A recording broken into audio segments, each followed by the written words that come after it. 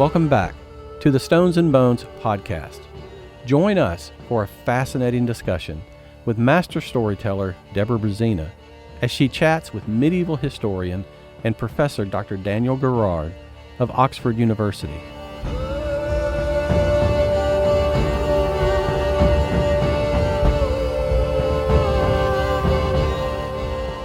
Welcome to an exciting interview with Oxford professor Dr. Daniel Gerrard.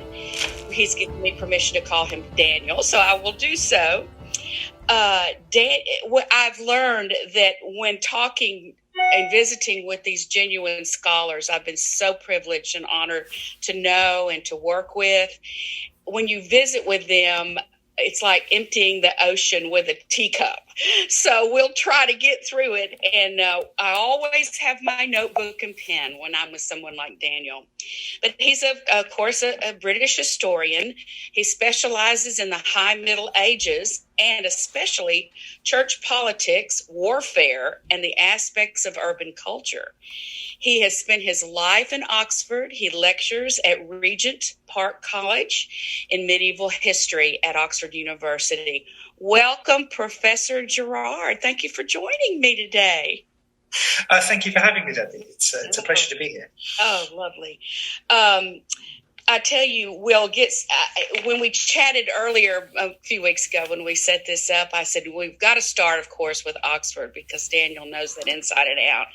And it's such an important part of Emma's story. And if you'll just take us, I've learned just to let them go. But the idea here, if you'll tell us a little bit about medieval Oxford, and especially I've already had a podcast on the St. Brice's Day Massacre, which was the flashpoint for the Viking conquest, and St. Friedeswyd. I'm probably not pronouncing that right. Friedeswyd Church. So commonly Frithswith or Friedeswyd. Okay, very good. Well, Daniel, if you'll start us off, we'll get going. Thank you. Okay, certainly. Well, Friedeswyd is not a bad place to start. People in modern Oxford call it Friedeswyd. And if you get off the train in modern Oxford, the first place that you will stand is Friedeswyd Square. So there's a settlement growing up around a church dedicated to St. Friedeswyd from the early 8th century on. By the end of the 9th century, Oxford has come under the power of the growing Kingdom of Wessex, and it's become an increasingly well-organised settlement. If any of your listeners were to come to modern Oxford, you can still see quite a good chunk of the Anglo-Saxon street layout is preserved. So like a lot of Anglo-Saxon towns from that period, it's essentially organised around a cross shape. So Cornmarket Street, which at one end, I'm afraid, ends in a Kentucky Fried Chicken and a church, runs down to a roundabout that marks what was the centre of the Anglo-Saxon city. And then the street continues down onto what we call St. Aldate's. At the other end, the medieval city was bounded by what is now the Westgate Shopping Centre, astonishingly named by the fact that it's built over the top of the West Gate. And at the east end, the city ended round about where Magdalen College now is. So it's not a terribly big settlement by modern standards, but it's a very well organised one. That cross shape is laid out because fundamentally the purpose of the settlement itself is to create a defensive system that will allow the population to be safe from the Vikings. So it's a roughly rectangular settlement, and if you walked up to it at the end of the 9th century, you'd see a ditch and a bank, and at the top of that bank is a palisade that runs right the way around the settlement. And as I said, the settlement is organised around this cross-shaped road that allows troops to be moved from one wall to the next in order to defend it against attack. By Emma's day, Oxford is starting to push up against the boundaries of that wall. It's becoming an increasingly sophisticated, increasingly wealthy town. It was, however, probably quite badly damaged by the St. Brice's Day Massacre that you've talked about. And we know that because we've got a charter of Ethelred II that talks about some of the rebuilding work. So the Church of St. Friedeswyd, which is underneath the site of what is now Christ Church, is probably almost completely destroyed, and the violence of St. Brice's Day Massacre may have taken a good chunk of the city with it. One of the reasons why we have strong cause to think of the St. Brice's Day Massacre as a real event is in 2008 there was an archaeological excavation done under what is now St. John's College that found quite a large collective burial site of what looks very much like Viking warriors around about the year 1000. Something like that. So lots of young men who have wounds, and we found quite a large pile of their bodies. So it does look like what we had assumed from textual evidence, that Oxford is one of the centres of the St. Brice's Day Massacre. It's right, and that's a town recovering from that is the town that Emma would have known. Yes, I'm going to, in a future podcast, I don't know when we'll air this, but I will be talking about the archaeological dig when they found the young men. So this is brilliant. Oh, good. Yes, and then, of course, for our listeners, that Emma was not in England long. She was barely in England when this happened, correct? Yes, yeah, indeed. And so the massacre of 1002 is a very important political event, and it initiates a new wave of violence on the part of the Vikings against the quote-unquote native English population, although, of course, England in this period is very ethnically complicated. And one victim of the St. Brice's Day massacre is a Viking noblewoman, Gunhilda, who happens to be, unfortunately, the sister of King Svein. And so that precipitates a very, very major military conflict. It also comes along kind of at this moment where the English King Ethelred II has lost his previous wife and is in search of a new wife. And the obvious thing to do in that moment, the rational thing to do, is for the King of England to marry a member of the Norman ducal house. And the reason that that's an important marriage is that cuts off the Vikings' ability to use the Norman Channel ports as a way of raiding into England. So there are kind of three events all together that are really important. Yeah. There's the St. Brice's Day Massacre, there's the death of Ethelred's kind of previous wife, and there's the opportunity that Emma represents to deal with that big strategic problem. It's kind of a perfect storm in a sense. And yes. Yeah, and of course, when you say Ethelred II, I know that to the listeners, I call him Ethelred the Unready. Of course, he wasn't given that right away. So that will figure in, of course. From, let's say, from the Lindisfarne in the late 793, from the Viking attack, which was that the beginning of the Viking Age? That's what you scholars would generally say. Tell me a little bit about that. There was still a lot of raiding and all, but this was a flashpoint, correct? Yes, yeah. Okay. Yeah, indeed. So the first thing for us to do is to establish a little bit of chronology for a moment. Yes. So if we're going right the way back to Lindisfarne, we're talking 200 years earlier. So as much distance separates Emma from Lindisfarne as separates us from, say, the Napoleonic Wars. It is a big span of history we're talking about here. But Lindisfarne is really important because it's the start of that first wave of raiding that kind of proceeds into the 9th century. Is very, very important for kind of establishing the psychological conditions. Over the course of the 9th century, the Viking raiding changes character quite substantially. And in the second half of the 9th century in particular, you move away from a world where you're talking about kind of individual warlords or people with kind of war bands whose primary objective, let's face it, is to go across to England, grab lots of things made out of shiny metal, and then take them back to Scandinavia and live the good life. You move over the course of the middle of the 9th century into much more organized armies that are setting out to launch campaigns of conquest. Oh, yes. And in a sense, they have an interesting effect on England. So on the one hand, they are a threat to English civilization, and of the seven major English kingdoms, they eliminate 6 of them, all but Wessex. On the other hand, they actually create the conditions for the growth of the monarchy that we now call England, because they can sweep the chessboard of politics clear. And they allow a very able dynasty ruling Wessex Alfred the Great and his successors to consolidate their kingdom and to start driving forwards this kind of remorseless process that runs through from the end of the 9th century right through the 10th century of English expansion. And that process actually peculiarly produces probably the most administratively sophisticated monarchy in Europe. By the end of the Anglo-Saxon period, there is nothing like it anywhere else in Europe in terms of the extent and the intensity of English government. There'd been nothing like it since the Roman Empire. So on the one hand, the Vikings kind of very nearly eliminate English civilization. And on the other hand, they accidentally create the most powerful state Europe had seen for probably 600-700 years. Oh, fantastic.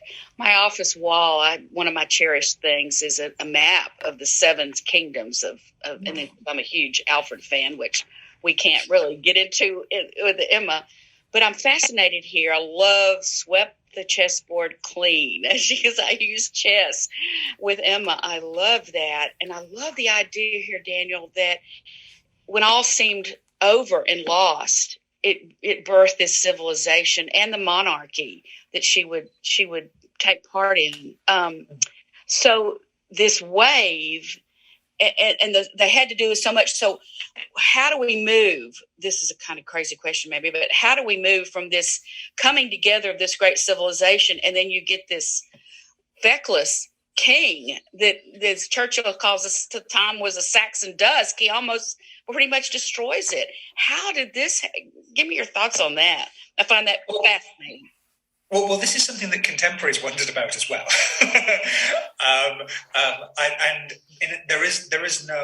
there is no kind of very obvious, straightforward explanation. So maybe we should start by kind of unpicking the mythology of Ethelred the Unready just a little bit. All right, to start. Love it. Yep. Ethelred's name literally means wise counselled one. The Athel bit means wise, red means council. It's connected to words like Rad in German. Rathaus is a town hall, for instance, now. So Ethelred is the wise counselled one. To call him unready, is to say that he is uncounselled. So he's the wise counselled but uncounselled one. And it's a kind of joke. That probably doesn't belong to Ethelred's own day. It's probably applied a little bit later. But if we look at Ethelred's reign, over the course of his reign, he does seem to have fallen under kind of a series of influential figures who guided his policy. So it's always worth reminding ourselves that when he came to the throne in 978, he's actually a child. Yes. And blamed, I suspect rather unfairly, for the murder of his elder brother, Edward the Martyr. But we're talking about a kid here. It may be the case that someone in Ethelred's orbit killed Edward the Martyr, but it's unlikely to be him himself. The first several years of his reign, he's strongly under the influence of Archbishop Athelwold. So from about 978 to 984, really Ethelred's government is to some extent Athelwold's government. From about 984 to 993, after Athelwold's death, Ethelred is looking round for other councillors. And that is a period of considerable confusion. Between about 993 and 1006, his mother, Alfthryth, emerges into the kind of the first rank of court politics and seems to kind of steady the ship of state somewhat. And from 1006 to the end of the reign in 1016, it's this nefarious nobleman, Adrich Stroner, who seems to be Ethelred's kind of primary counsellor. So you can actually organise your thinking about Ethelred's reign by dividing it up into phases and asking the question, well, who is the most influential counsellor at court? And that's really unusual. You shouldn't be able to do that in early medieval Europe. But you can for Ethelred's reign. So to some extent, the idea of kind of centering our idea on who's giving this person advice is really important. Very important. And that is something that is implied by the name. What a lot of contemporaries and somewhat later chroniclers tended to do, of course, is they said, well, Ethelred is responsible in some way for his brother's death. And so, unsurprisingly, God strikes England with punishment for that murder by bringing back the Vikings. Modern historians look to somewhat different explanations, of course. They look to shifting balance of power in Denmark and in the wider Scandinavian world that kind of creates new military energy that has to go somewhere. They think about the question of, well, maybe the late Anglo-Saxon military machine is perhaps not quite as sophisticated as it had been a few decades before. And so they look to somewhat different circumstances. But a lot of contemporaries essentially think that the cause for renewed Viking attack in Ethelred's day is Ethelred's own personal sins. Yeah. Hence the unready. I love this. I've in a podcast, I'm going to talk a good bit about the idea of his mother and what happened when Edward the Martyr was killed and he watched it. How could a 10-year-old boy be responsible for that? Exactly. That it's very sad. And the way I tried to present him in the novel and in the podcast, I hope, is that we can understand things, not necessarily justify them. I mean, he had a pretty rough time of it as a child.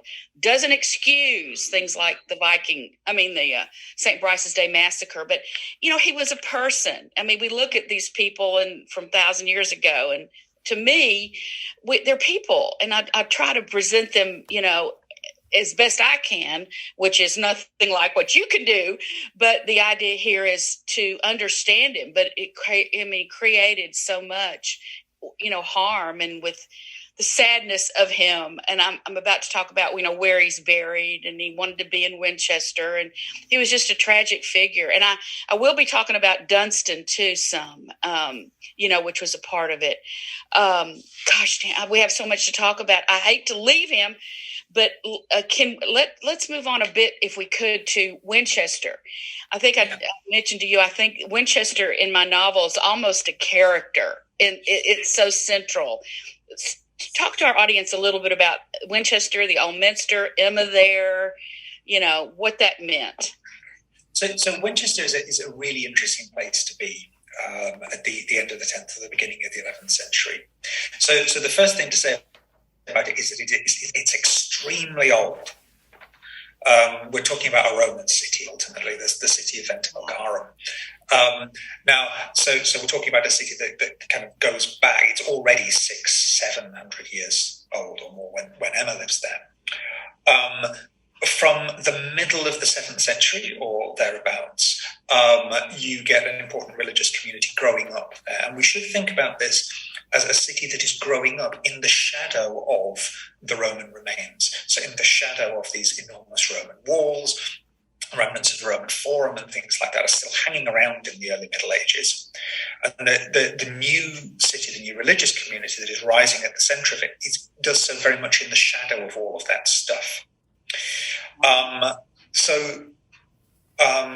What we now call the Old Minster is founded by King Carnwalla somewhere around the year 648. And it becomes the seat of a bishop, and it becomes a cathedral sometime in the 660s. By the time Emma comes along, quite a lot of the interior of the city has been reworked. So probably the only bit of kind of Roman street plan that Emma could have walked along is the High Street. Yeah. But the High Street is where she herself gets her property in 1012. So we can imagine Emma kind of walking along by the ghosts of people in togas, as it were, from 700 years. I love that. I'm going to talk a little bit about that. But you're putting it so well. Love the ghosts of people in togas. Daniel, that's brilliant. I'm writing for the audience because you're just going to hear this. I'm trying to write as fast as I can. I just want you guys to know. Okay, those people in togas. Okay, go ahead. But the thing to kind of note about the Winchester that Emma lives in is that it has become a religious and a ceremonial site for the Anglo-Saxon monarchy of the first importance. So not only is the Old Minster there, and it is by Emma's day a very old church already, the New Minster, this fabulous new cathedral site that starts. It actually starts construction, I think, in the reign of Alfred the Great. It's finished by Edward the Elder somewhere around the year 901. There's another major church there as well, another major monastic church, St. Mary's, all in one big complex together. And those three big religious sites, between them, probably occupy something like a quarter of the area of the city. Wow. So it's a big part of this place is given over to religious activity. Wow. Okay. And very much like, as I spoke about Oxford before, it's very much part of that process that begins at the end of the 9th century of reorganising English town plans around defence, in this case incorporating bits of the Roman architecture, the Roman city walls, to make the place defensible. But in some respects, Emma arrives at the very end of the great days of Winchester. So when Emma arrives in Winchester, it is still the most important site in the kingdom. Okay. It's the place where the greatest artistic work is being done in terms of kind of manuscript illustration and things like that. But it is not anymore a very important commercial centre. And the centre of gravity in the kingdom, the political centre of gravity, along with the commercial centre of gravity, is moving to London. And one could think about the eclipse of Emma politically after about 1045 as representing a moment where power shifts east, away from Winchester and towards Westminster. Okay, excuse me, Daniel. Say that again. Let me get that planted in my mind. So what's happening is New Winchester was the seat of the Saxon king. So you're saying when Emma comes, which is so timely to what we're doing, the power is beginning to shift to London and in the commercial sense, and she sees this? Well, I'm absolutely sure she would be aware of it, because everybody is, and lots of people in the 11th century write about London as being a kind of an enormously important commercial site. People are very well aware of that. Things rapidly changing, which I guess down the road, of course, when the Vikings take London and Ethelred dies behind the city walls and all that, this is great for me. My mind is like exploding here. I love this. So the idea that the shift is it's coming, and she comes here. I'm trying to look at it in a sense from a woman's perspective. She comes here, her children, but things are beginning to shift. And of course, there so much London is going to be part of it. Okay, great. Keep going. Okay. So in a sense, if we're thinking about Emma's life and her relationship with Winchester, probably the last thing that we would want to think about, the kind of thing that bookends the period, is the death of Harthacnut. Because Harthacnut is buried in Winchester. And that's kind of that. You could think about that as the end of the period where the Anglo-Saxon royal dynasty really looks at Winchester as the heart of the kingdom. And really from the middle of the reign of Edward the Confessor onwards, or the early days of Edward the Confessor onwards, the kingdom is centred more and more on this rising new centre, Westminster. I got it. Okay. Of course, that would be after Harthacnut's death, which we're way away from that yet, but this is great. So after the death of Harthacnut, of course, she's got to shift gears and get Edward to come back, because the death of Alfred, which we've not gotten into that yet, which you've got to come back. We got to do some more. Okay. So the idea here, so when Edward, her son, the Confessor, builds Westminster Abbey, what you're saying, Daniel, if I can get this right, is that's when the shift really solidifies. Yes, yeah. At the death of her son, her beloved son, Harthacnut by Canute, the Danish Viking era is really over. And London is the place. Okay, love that. Yeah, or it's certainly over in England. Indeed. Over in England, that's right. And that shift in power is permanent. I mean, Winchester does remain as an important royal ceremonial centre well into the Norman period, but it's pretty obvious where power is, kind of after 1066. All right, address this, if you will, the idea that I've talked about this, but that the Normans were the Northmen, and of course, Emma's great-grandfather was Rollo, the great Viking. Talk a little bit about her heritage, and then, if you would, bring it into the idea, which is really what I remember. I talked with my literary agent once, and I said, all these incredible, prominent, famous men surrounded her, but she was really the center of this, and she drove so much of it. But the idea of her great nephew is the one that makes her life and work really relevant. Is people, tend to obscure who was William the Conqueror.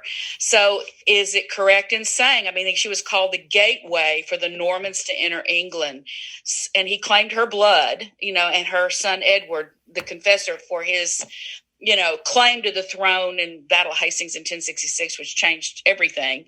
So talk a minute, if you will, about her heritage as a Viking descendant, a Norman, and how absolutely earth-shaking it was to bring her over like that, with that kind of baggage, if you will, to the kingdom. So, that changed everything. Yeah.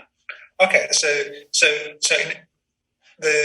if we kind of go way back again, and think about the origins of Normandy. Yes. So as you say, the reason that Normandy is called Normandy is it is literally the land of the Northmen. It's exactly the same word that gives us Norse as a way of kind of talking about the Vikings. And as you say, she's a descendant of Rollo, also called Rolf, the first Duke of Normandy. And we can put Rollo very much in the context of these raiders who turn themselves into conquerors, as I was talking about before, in kind of 9th century England. He's a character very much of that type. And actually you get people like that on a lot of the borders of Europe in this period. People whose primary skill is leading relatively small numbers of men off to war, who are able to set up shop, as it were, as territorial magnates on the fringes of Europe. If we met Rolf, we would probably not think of this person as a person who's terribly politically sophisticated. Very, very famously, he goes to go give homage to the King of the Franks. And part of that ceremony is that you're supposed to kind of bow down on the earth, and the king is supposed to put his foot on your head. Famously, Rollo says this is no good, and he grabs hold of the king's foot and kind of turfs him over backwards. This is the kind of person we're talking about, somebody who governs and who leads through dramatic gestures, because he's engaged in a very kind of personal form of politics. But the people that he leads from Scandinavia down and settles in northern France are not terribly numerous. We're talking about people in the low tens of thousands at most, settling in a much bigger, more wealthy French society. And into that society, they are assimilated. So by the time Emma comes along, the language that they are speaking is a dialect of French. It's not a dialect of Norse. Yes. And when you look at the way that contemporaries talk about Normans, sometimes they will identify them in documents as being Normanni, sometimes just as Franks, French people. And so the kind of French that Emma would have been brought up with in Normandy would have been entirely comprehensible if she'd walked 150 miles down the road, if she'd gone off to Paris or to Maine or to Angers. Everybody would have understood what she was saying. She's operating in a French linguistic world. But it's also a part of the world where politics is incredibly vicious, very, very personal, and really quite violent, at the same time as being profoundly international. So if you live in that world at the end of the 10th century, the beginning of the 11th century, it's amazing how interconnected it all is. And a very helpful way for your listeners to kind of conceptualize the world that Emma is born into is, rather than thinking about it as kind of blocks of land separated by sea, if you think about it instead as you imagine that the North Sea and then the Baltic Sea are two lakes. Yes. And you have a political world that exists on the banks of these lakes, across which communication is quite easy. So although the Normans are quite seriously assimilated culturally and politically into the Frankish world, lots and lots of people, lots of information moves backwards and forwards from Scandinavia, backwards and forwards across the English Channel all the time. Communication is quite easy. So it is a world that is quite tightly bound together by travel. because the Vikings were so great at the sea travel, which was nothing for them to go across a big lake. I jotted down Rouen or Rouen. I have an ancestor born in Rouen, France. Of course, for the listeners, that's where Joan of Arc was burned, but it's also was the capital of Normandy. And I've been there, I think. And of course, William the Conqueror died there. He's buried at Caen. But the idea here that Emma would have walked those streets. And of course, her Rollo's buried in the cathedral at the end of that medieval street. So when he takes Normandy, it's by the time of Emma and her father, Richard I, and her brother, Richard II, she's established. And and Rouen is the capital and everything's going great. And I know that the Vikings are starting to, harass the shores. So was this, Daniel, this had to be a huge risk for Ethelred to have married her and brought her over. Yes, in some ways. Yes. In some ways, particularly somebody like Ethelred, who has a very, very shaky political position himself, who's probably been blamed for the resumption of Viking attacks. It's dangerous stuff. On the other hand, the strategic argument that it is a really good thing to close the Norman ports off so that Viking ships can't resupply there, so that the Vikings can't overwinter there, that is a very, very powerful argument indeed. And go ahead. Sorry. By the time that marriage takes place, the Duke of the Normans is becoming one of the great powers in the region. He's a good man to have on side, as it were. The time of the marriage. Okay. So the idea here now, she comes to this new world and, she's not going to be denied. I mean, she's a Norman and she's going to change everything, which she does. Becoming England. We haven't gotten to all of that yet in the novel, but so this risk of mixing these bloods, it's just like history just takes this path.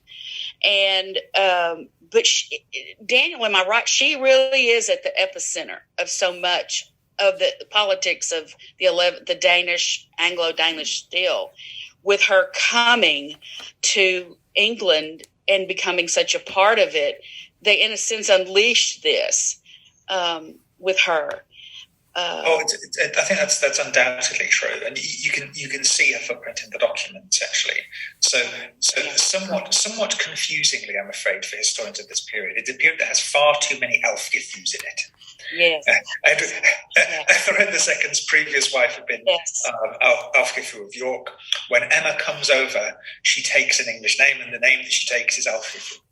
Tell us a little bit about that, because I've seen documents in the British Library when she was at Elfgithu at the first, and boy, it didn't take long. She didn't like it. She was Emma.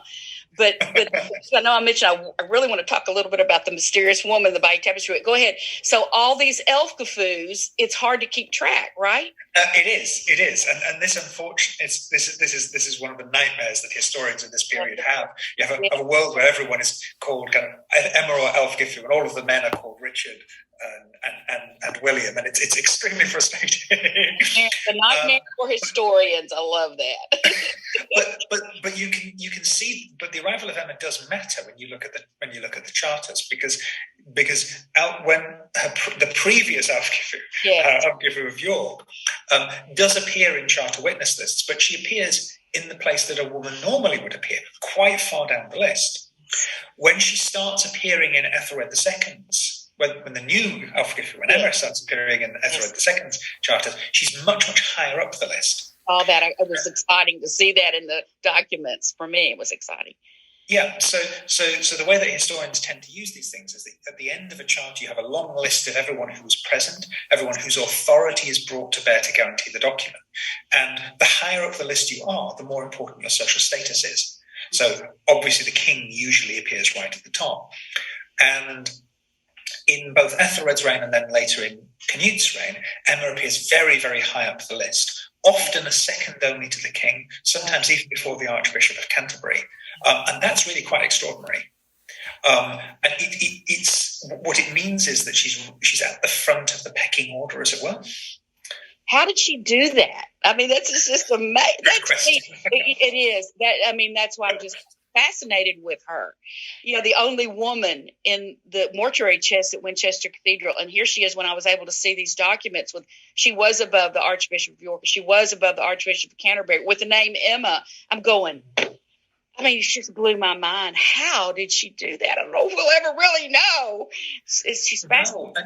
Well, and this is of course one of the great frustrations of the history of queenship, but the history of women in the Middle Ages more generally is there are lots of places where we can see that something important is happening, but it's like kind of seeing a shape moving through the mist. Yeah, she's clearly at the front rank of politics. She's doing something to establish her position, but we can't tell what it is. We don't know what. She's like a what coming through the mist? What'd you say? She's like a shape moving in the mist. A shape. There is something. I thought you said a snake, and I thought, well, she could be a snake too. Wait a minute. I'm sorry. I'm sorry. I tried to enunciate slightly more clearly. No, don't change your British accent. We love it. We love it. But what we can see is that queenship in general in this period is kind of solidifying as a concept. Yes. So on the one hand, it doesn't take on the formal attributes of office. So Wolfe Stanley writes this thing called the Institutes of Polity that kind of describes the importance of different political offices. He doesn't mention the Queen as an office holder. So that looks like a bit of evidence that suggests that queens aren't very powerful. But we do know that from the late 10th century on, at the very least, queens are being consecrated, which means they're going through a ceremony not unlike the consecration and coronation of a king. Love this. That really, really matters. If you are the recipient of that ceremony, you have changed your status in the eyes of the community and also your relationship with God. And clearly that's an authority that matters. So, Daniel, I love where we are now on the Queen thing. The idea here is one of the guys I work with at Cambridge, that she would have been pretty insistent that she was going to not just root up if she wasn't going to be queen. Do you think that's a plausibility too, that kind of what drove her, that she was queen, which was a title unknown to the Saxons? So making her formidable. What do you think about that? I think it's certainly very plausible, and it's certainly how she presents herself. So there are, it seems to me that there are two cases that one could make in favour of that position. So the first is in the Encomium Emma. Yes, I was going to get into that before we go. Yep. So this fabulous text, this praise poem of Queen Emma, says very, very early on in it says, "This is about Queen Emma." And then Queen Emma hardly appears for the next kind of 30-odd pages of the printed edition of it. She's hardly in it, except for one moment.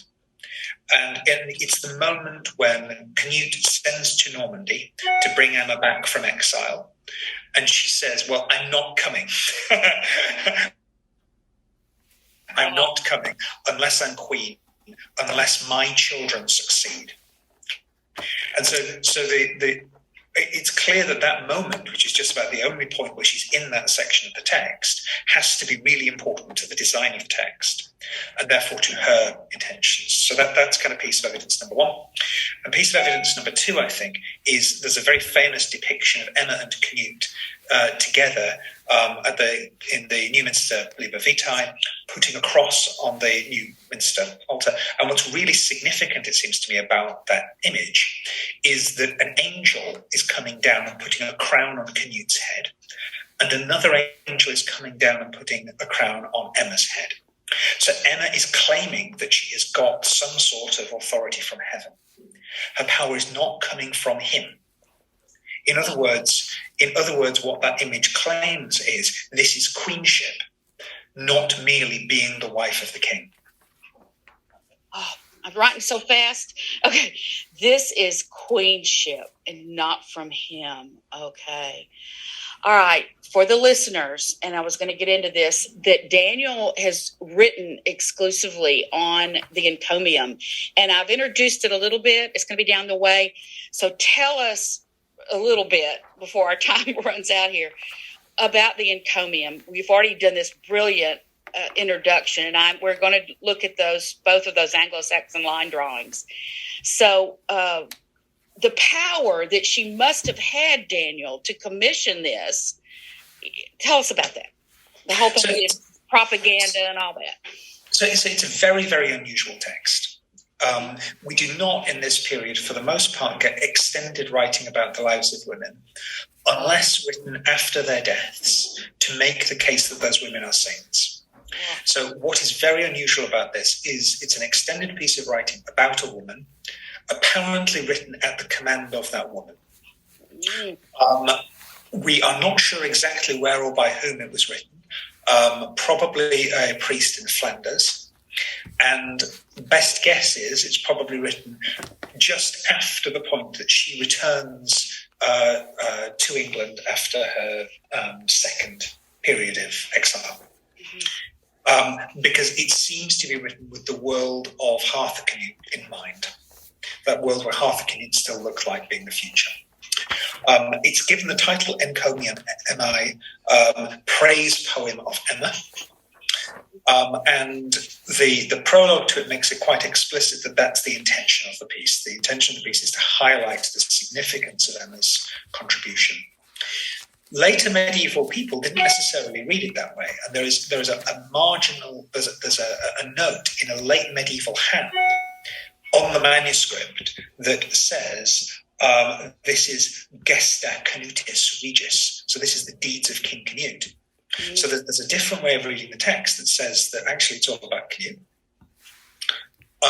Until about 2008, we thought there was only one manuscript of this text in existence. Then there was another one discovered in 2008, which has a slightly edited ending, an ending that makes it a little bit more palatable to the reign of Edward the Confessor.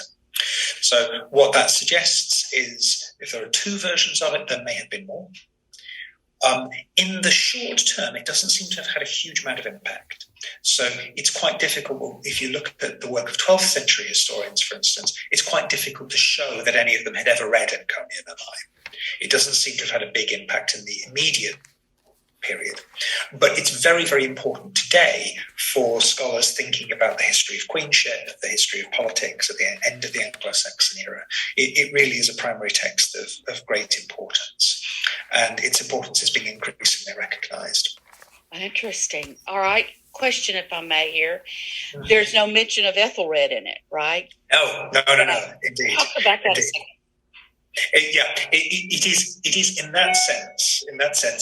It's a political lie of the kind that is enormously convenient to all told. So if you read the politics of late Anglo-Saxon England just from Encomium Emma, you would come to the conclusion that there's this great Scandinavian conqueror, Canute the Great, who conquers England, and because he is so impressed by the beauty, by the wealth, by the natural gifts of this Norman aristocrat, Emma, he sends for her as his wife, and she negotiates with him, obscuring the fact entirely that she was the wife of the previous monarch.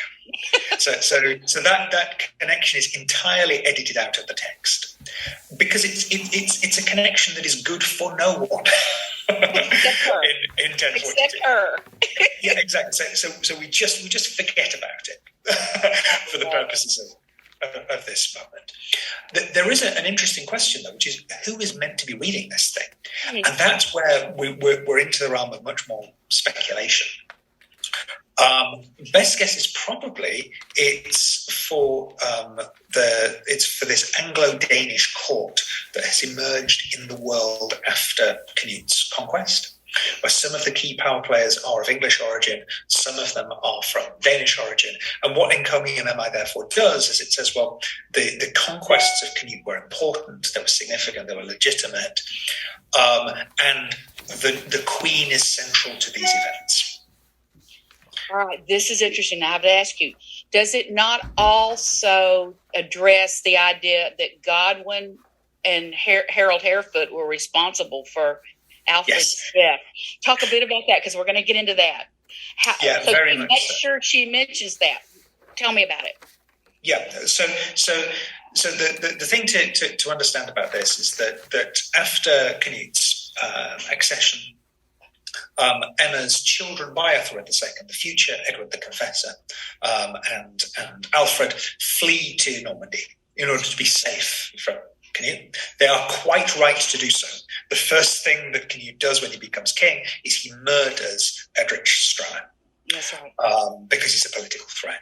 So had they remained in England, they would almost certainly have been killed. So they're right to run away to Normandy. But when they do, they're beyond Canute's reach. And in about the year 1036, Alfred and Edward launch an attempt to invade England and take the crown back. Now, in the version that we have in Encomium Emma, this villainous character, Harold Harefoot, yes, King of England, tempts the invasion. He lures Edward and Alfred into a trap by writing in the voice of Emma to say, come across to England, come and do exactly what I've told you, come across and take the crown. Historians are very, very skeptical that this letter ever existed. I know. When I wrote my novel, of course, you get to expound on that. And to me, it's the heart of it, this letter. And it's the novel, of course. It's a historical fiction, but it's critical to getting her in trouble. And I guess it's an outgrowth of her mentioning by name Godwin and Harefoot is involved. I love this. Well, yeah, indeed. And if we consider some of the other possibilities, they do not reflect on Emma particularly well. so if we consider the possibility that she did tell Edward and Alfred to invade England, and that this really was the moment to strike, then she gave them some really abominably bad advice, leading to the blinding and death of one of her children. So in a sense, I think what she's doing is, whether she was involved in those discussions and that decision to invade England or not, she's getting ahead of that mythology at least, and establishing an official line. Oh, no, it's the lies of Harold Harefoot, who is conveniently dead and cannot answer back. As we say in Texas, my mama didn't raise no dumb kid. You know, she was pretty smart. Let me back up real quick because I know time is ebbing away. I'm so sad.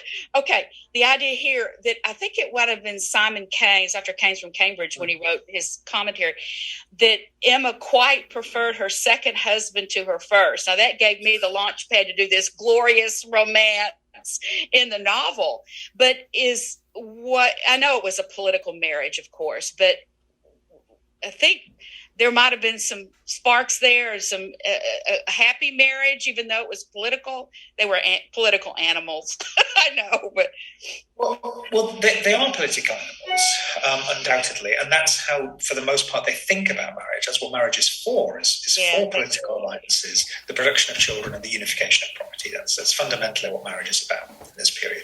But that doesn't mean that people didn't have important relationships, in some cases passionate relationships. So most famously, William the Conqueror really was a devoted husband. Yes. And you can see that in the layout of Common. That is reflected in the way that the streets are laid out and in the relationship with the two abbeys that he establishes there. He undoubtedly was a devoted husband. It's harder to show in the case of Canute and Emma, of course, but there are indications at least. So Canute does not marginalise her as a figure, quite the contrary. He keeps her at the front rank of politics. He gives her the opportunity to become a kind of great patroness. She clearly holds land right the way across England in Canute's reign.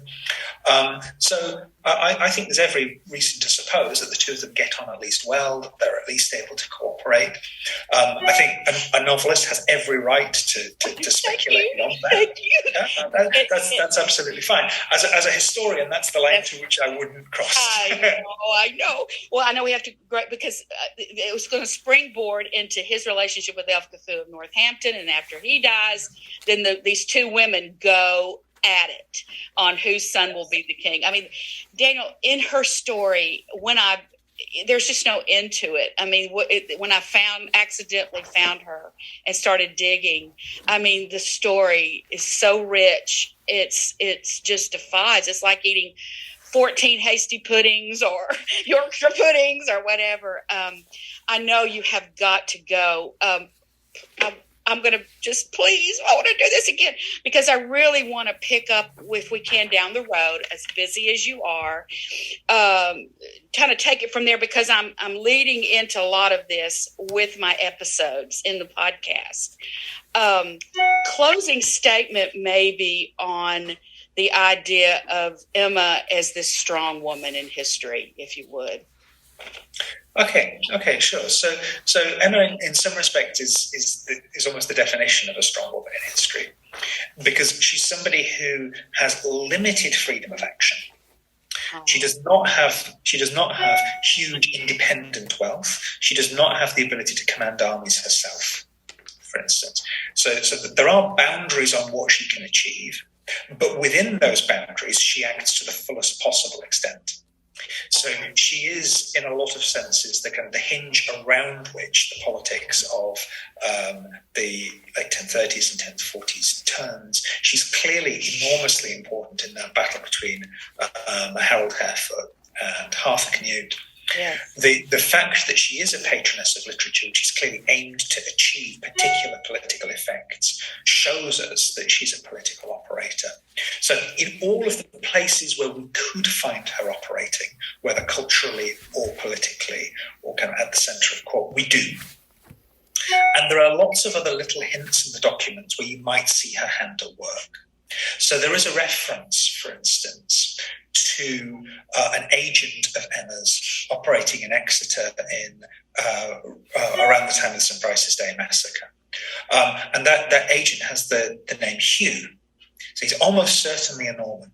So there is someone carrying out the Queen's business in the city of Exeter, a very long way from her power base in Winchester, in 1002. This is someone who has reach and who has connections. And in all the ways that she can take action, she does.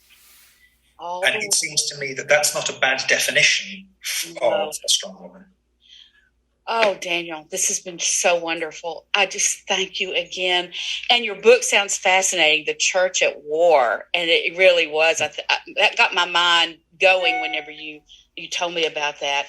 Well, there was so much more I wanted to get in with you. And if I can prevail upon you, you have been incredible. I know our listeners are so enthralled and educated and excited, and your passion is the key to all of it. Of course, it's been a real pleasure to talk to you, Debbie. Thank you so much. Thank you. Have a great evening for you. Thank you so much. Thank you. You too.